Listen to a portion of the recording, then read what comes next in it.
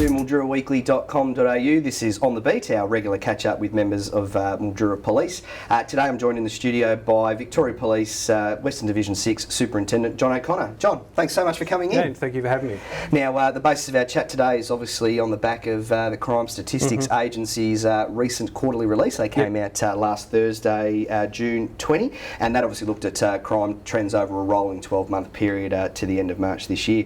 Now, as reported in the Mildura Weekly last week, crime in the Mildura local government area was up 13.5% on a criminal incident per 100,000 population scale, and it was a rate that was unfortunately 68% higher than the state average. Are you able to shed some light for our viewers on why we've seen such an increase, and secondly, why we use that criminal incident rate per 100,000 population as a gauge, I guess? Yeah, well, I might answer the first part. Go for it. The second part first. The 100,000, we have 54,000 people who live in Mildura, and down in Swan Hill, I think it's been around about 37,000 in those two police areas.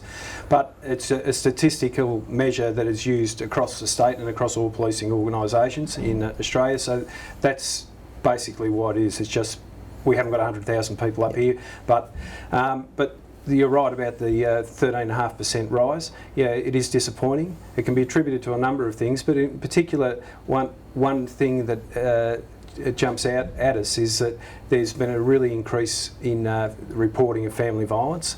So that's been a significant driver, and the offences are just from family violence. There's assaults, there's property damages, there's harassment. There's a lot of figures in that when you break it down, where we're really strong in enforcing. We have absolute zero tolerance for breaches of family violence orders. So intervention orders, if someone breaches that intervention order by either contacting the victim, we will breach them and we'll put them before the court. So that's driving a lot of the figures. Some really good work getting done in regards to drugs, and a lot of stuff in around handling stolen goods figures are up. But our theft from motor cars, theft of motor cars, that property crime, aggravated burglary. We've had a spate of aggravated burglaries, which our detectives managed to catch the majority of the offenders, and they've been incarcerated. So we see those highs and then lows. Would we like to see zero crime? Of course we would, but every community would want that. But we're not going to change. Our crime rates will change, and we work very hard on a weekly basis trying to drive down our crime. But there's a lot of social issues, and then we're experiencing a lot of those social issues in Mildura that are driving crime, and ICE is one significant factor. You mentioned family violence, and our family violence incident rate remains, incredibly high. We're talking, when compared to the state average, it's 160 something percent higher than the state average, and is continuing to remain quite high.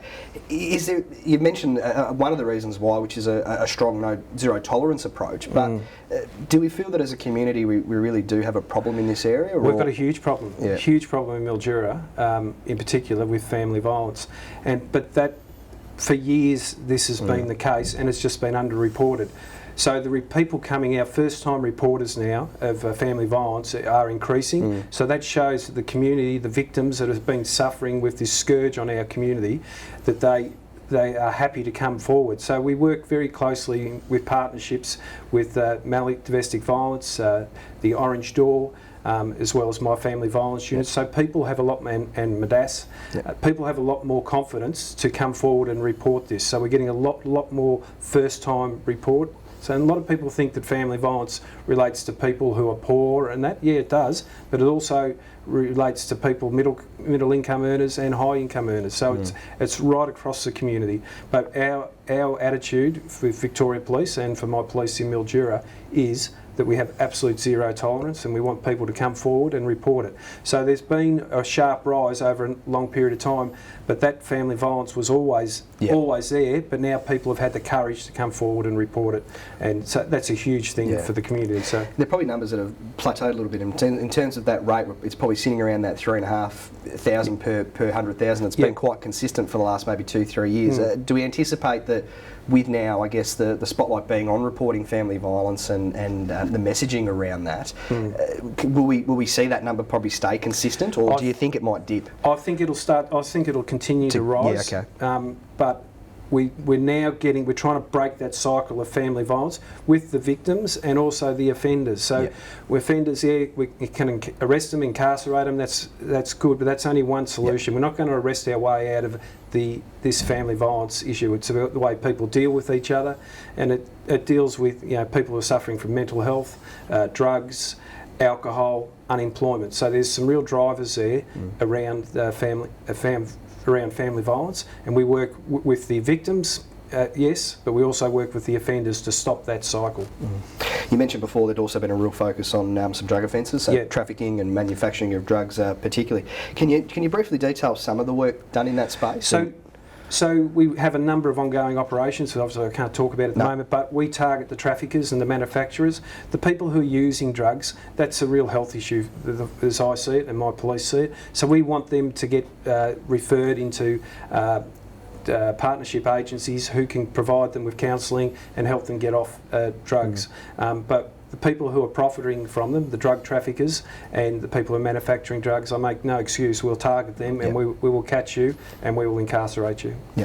And I also believe local police are gearing up for a rather large traffic and road police operation. Can you tell us a little bit about that? So we've had a really bad run in regards across the region, but in particular Mildura. 6 people have lost their lives this year in all accidents that probably could have been avoided.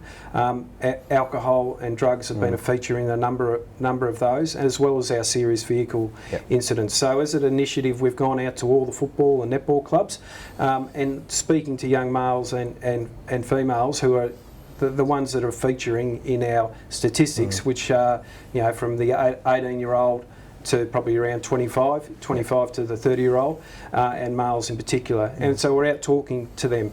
But on the back of that, we get resources come up from Melbourne. So in next month, we're going to have a really big road policing operation with Road Policing Command coming up with an extra 20 police, and we will be targeting drink driving, impaired driving, speeding. We'll be targeting the sporting clubs.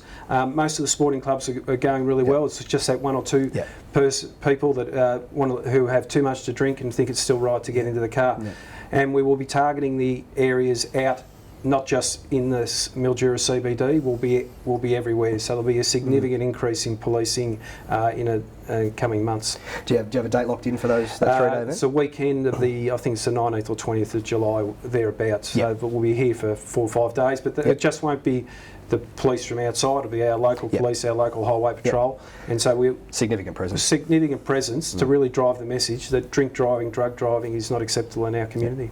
John, any other messaging you'd like to leave our viewers with before we let you go? No, look, Mildura is a fantastic place to live. A bit cold on days like today, but the beautiful sun's out.